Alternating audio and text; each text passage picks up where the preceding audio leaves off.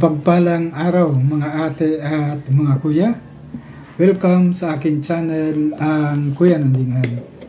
Ang ibabahagi ko ngayon ay kaunting kasaysayan ng makikita ninyong Quezon Memorial Circle. Palagi natin nakikita kung pupunta tayo dito sa Quezon City. Ito ay isang national park na makikita sa Quezon City, Philippines.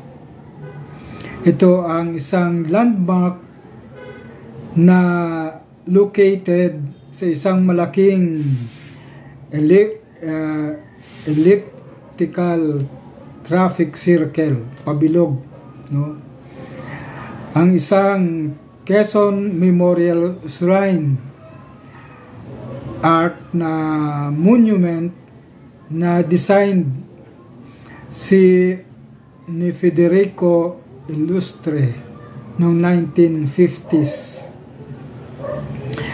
Ang shrine ay merong 66 meters, ibig sabihin 217 feet shrine, na nagre-represent sa age ni President Quezon noong siya ay mamatay ng tuberculosis, na matatagpuan sa 36 hectares na elliptical lot. Meron din itong observation deck na pwedeng mag-accommodate ng mga 60 katao sa taas na mapupuntahan sa pamamagitan ng spiral staircase para makita ng mga visitors ang panoramic view of the city. Ang makikita din dito ang tomb ni President Manuel Quezon at ang kanyang asawa, na located dito sa Quezon Memorial Circle.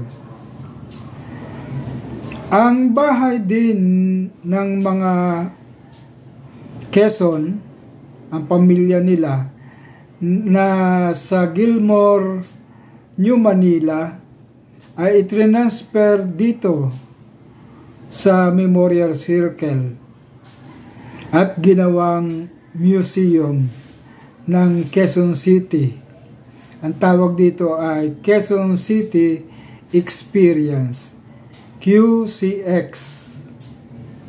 At ito ay binuksan bilang park grounds sa late 2015.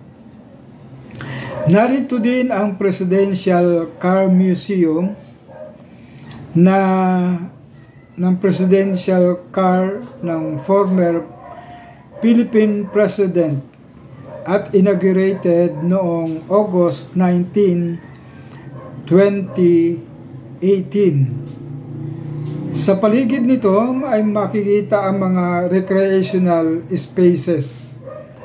Meron ditong small amusement park, mga rides, sea dragon, small boats, and sky bikes. At meron ding mga children's playground.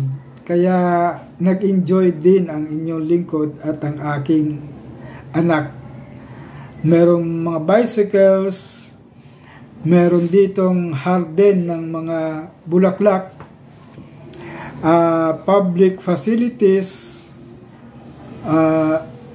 for events and seminars. So makakapag-conduct dito ng mga seminars.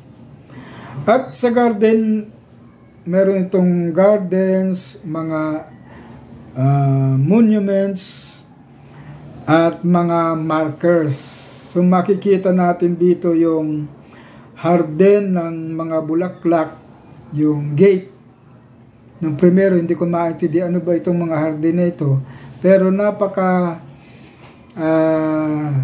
maganda pala itong mga images na ito. At narito din yung World Peace Bell na pinupuntahan ng mga tao at ito itinayo ng mga Japanese. Kaya napakagandang lugar ang Quezon Memorial Circle at mag-i-enjoy ka sa paligid dahil maraming mga pagkain, mga sari-saring laro, at kung ikaw ay senior, ito ay best place para mag-walking, jogging, at biking. So, ito po muna ang aking ibabahagi and sana'y nag-enjoy kayo na tingnan ang mga images na kinuha ng inyong lingkod, ang Kuya Nanding. Dito muna tayo sa history. God bless po and have a nice day.